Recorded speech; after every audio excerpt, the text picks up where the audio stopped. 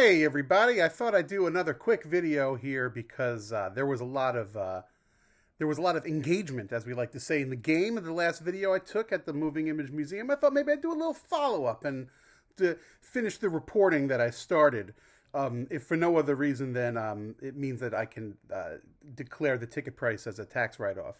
So, the Moving Image is back, and what's it like in the inside? I mean, they're only doing X% for now. And as you saw, they have a lot roped off. So if you're coming with a group of two or three, they'll individually seat you there. I was there by my lonesome, and it was great. Although where I was seated, I could see murderer's row of film Twitter notables. I saw the back of Caroline Gollan's head, and she looked marvelous as always. And it's no joke. So Eric Hines is one of the big machers at the museum, and he is also the usher. So he will program the films and then seat you there. So if you say, for example, have a bone of contention with what they've got lined up, you can take it up with him as he's showing you to your seat. That be polite or he'll put you in a bad seat. Although there is no bad seat in that house. That's the point of it. It's probably the best place to see a movie in New York City.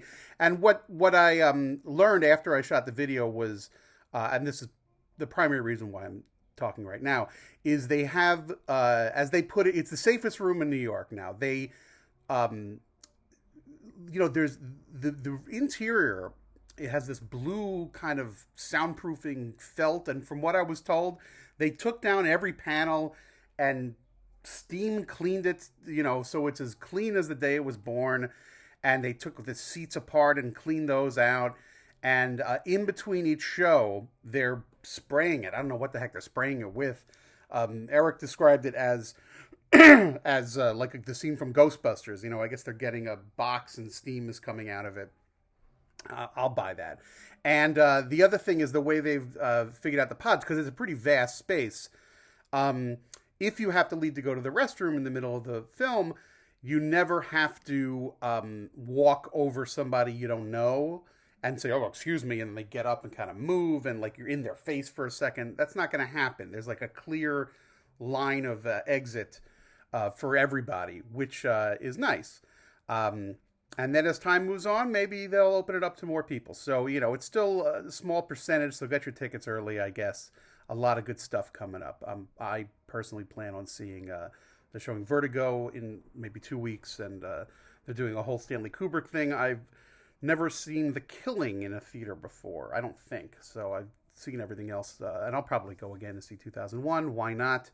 It's a pretty good motion picture. And then the other thing is this. So I've been very lucky living here as I do in Queens, New York, and I was able to go to the Queens Drive-In a lot during the pandemic. But this was, in fact, my first time in a hardtop theater, as they say, in an actual enclosed movie theater since the pandemic. And I was reviewing my calendar, and I think I literally have not been inside a theater since not even late February, mid-February, because just the way my scheduling works, in early March, I was away. I did a business trip, and there was no movie going. And I really think the last thing I saw was, and I'm not supposed to say this, I'm not going to say. I saw something early that I'm NDA'd on, and then it was going to come out, and it still hasn't come out yet. So it's been a really long time since I saw a movie inside, and I will say, it was pretty cool. Once the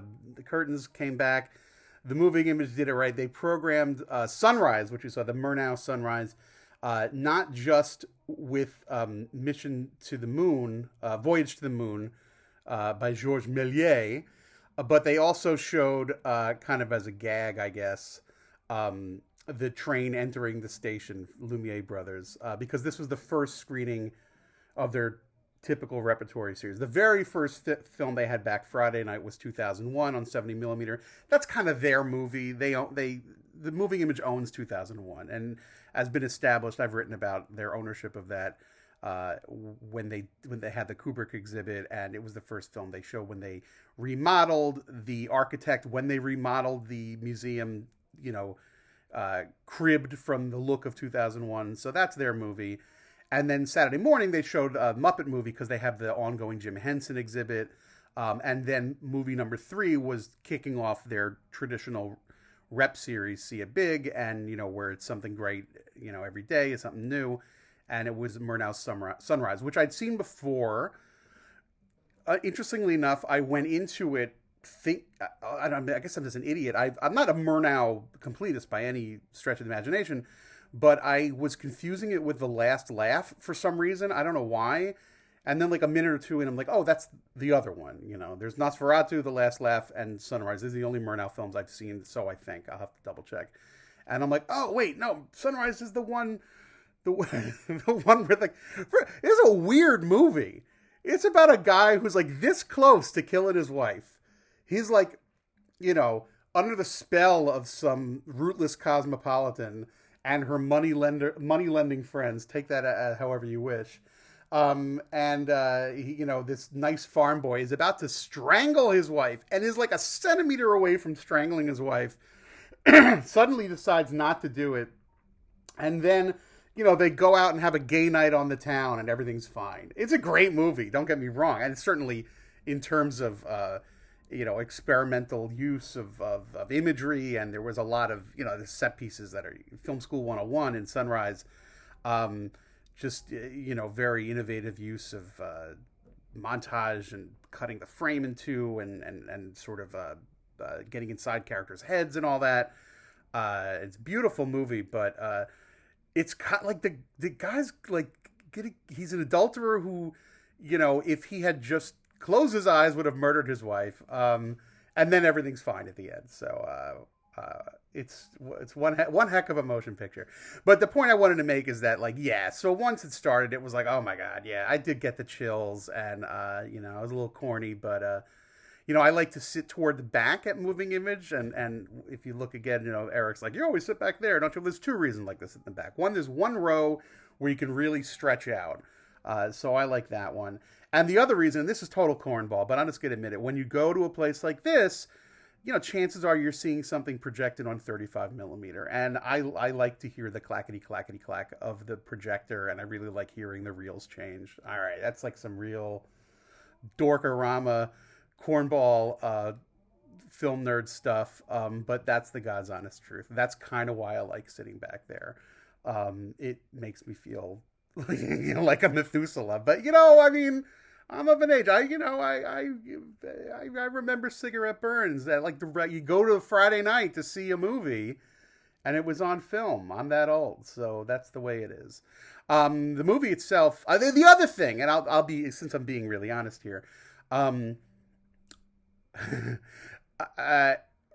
The relaxation factor of seeing a film in a theater, and I want to stress that I really respect Sunrise and certainly Murnau and the whole team at Moving Image. I mean this as a compliment. I did doze off for a second, and that is I mean this in all honesty. That means I was having a great time. There was a second where I was just so comfortable that I go, and then there was a loud noise, and I woke up again. And luckily I'd seen the film before, so I knew what was going on, and it sounded great. So that's my review of the 1927 film Sunrise, and I felt really safe. And wearing a mask inside, it's not the greatest, but you kind of forget about it after a while. I've been lucky that I haven't had to wear a mask all day, every day during the pandemic. My wife does, and so she, when I have to wear a mask for over an hour and I start to whine about it, she gives me a look. I will say though that. And here's a tip that not everybody knows, because I do wear glasses, obviously, and the mask can fog up your glasses. I don't know if I have one here, but the Band-Aid trick is not perfect, but it does a pretty good job of stopping things from fogging up, I find. I put the mask on, the paper mask. They're all in the other room. Just the regular blue paper mask. I have some of the black ones too. And you fold it in over your schnoz. And then you take a Band-Aid and you put it right there and you tape it down.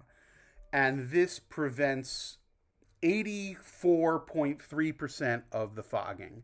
It's not perfect, but nothing is. If you don't wear a Band-Aid, for me, I'm fogged up everywhere. And I can't wear the fancy masks, the cloth ones. I have a cool mask, with the Grateful Dead logo that I was all excited about. I can't wear that.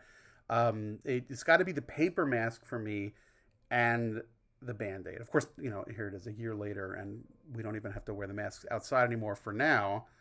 But that's my tip. All right, thanks for listening. Vlogging. It took a trip to the museum to get me to vlog. All right, have a nice day.